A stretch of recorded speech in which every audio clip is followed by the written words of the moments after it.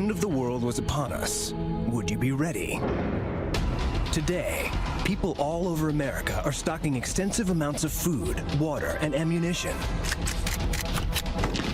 expecting that at any moment a devastating disaster will strike. These people are called preppers.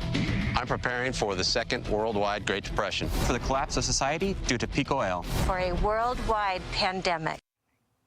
Okay, we all know a prepper, no matter how extreme. You might have a disaster kit packed or emergency supplies ready, or even an entire compound to escape to.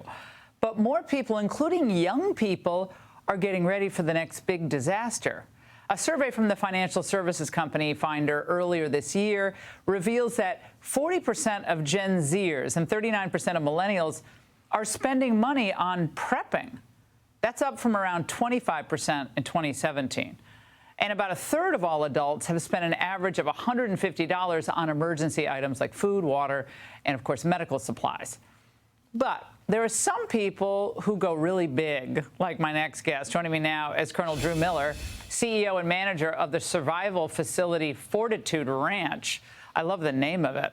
Drew, I know you have multiple compounds that people can go to in an emergency. And I want to hear all about that. But first, tell us what the biggest concerns people have are now. Is this COVID related, or is there a concern about an EMP cutting out all internet? What's going on? Well, preppers who are watching for threats, paying attention to them, were recently surveyed, as published in the Washington Examiner, and they identified 5 of the top threats. Number 1 was a grid down. Our electric grid is very vulnerable. Number 2 was a bioengineered virus or bio attack that could cause a really deadly pandemic, not COVID, but H5N1, 60% lethal type pandemic. The other one was a civil war next year. A lot of people are concerned that we are so divided as a nation that we could have a civil war next year. Ray Dalio has actually predicted that. Fourth one was an economic collapse that could lead to a loss of law and order, a collapse. And then the last one was terrorist attacks because of our largely open borders.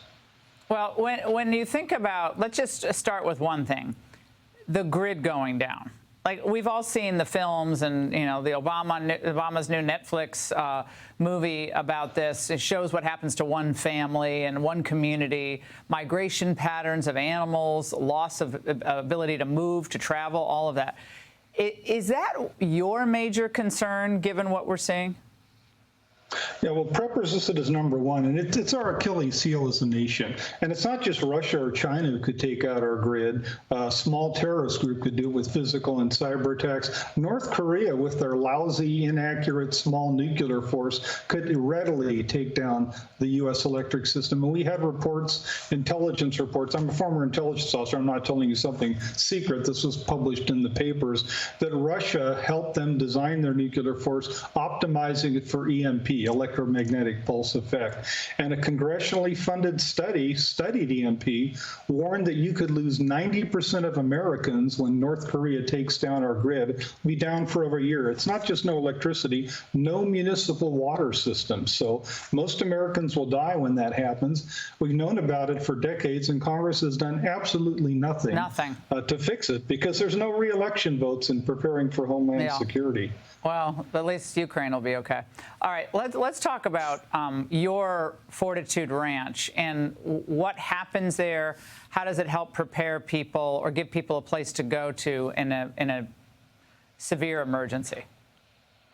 Well, we're a survival facility, so in good times our members can come here and recreate and vacation, but when the hits the fan, and that's actually the term preppers use, that's HTF. When that happens, we turn into survival communities. So we have staff like myself and ranch managers in charge, but all of our members have weapons, the weapons that President Biden and Governor Newsom would like to ban.